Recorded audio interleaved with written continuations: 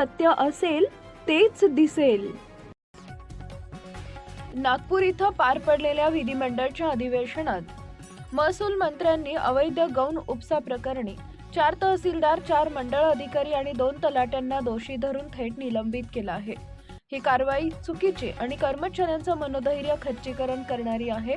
याकडे लक्ष वेधत सोलापूरसह पुणे विभागातील महसूल कर्मचारी आज दिनांक 16 रोजी सामूहिक रजा आंदोलन केले.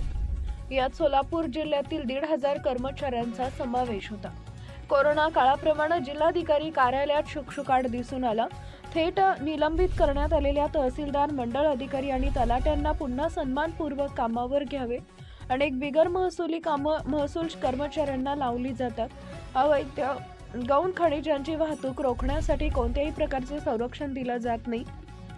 अनेक वेळा अवैध गौण खनिजांची वाहतूक करणाऱ्यांकडून हल्ले झाल्याच्या घटना घडल्यात. त्या परिस्थितीतही महसूल कर्मचारी काम करतात. असे असताना चौकशी न करता थेट निलंबनाची कारवाई करण्यात आली आहे. या आंदोलनात कोतवाल संघटना, महसूल सहाय्यक संघटना, तलाठी आणि तहसीलदार संघटनाही सहभागी झाल्या आहेत. यामुळे महसूल विभागाचा कामकाज ठप्प झालाय. जोपर्यंत निलंबित कर्मचाऱ्यांना कामावर घेतलं जाणार नाही तोपर्यंत हे आंदोलन सुरूच राहणार असल्याचं सांगण्यात आलं आहे. याबाबत जिल्हाधिकारी यांच्याकडे निवेदन देण्यात आलंय. या प्रसंगी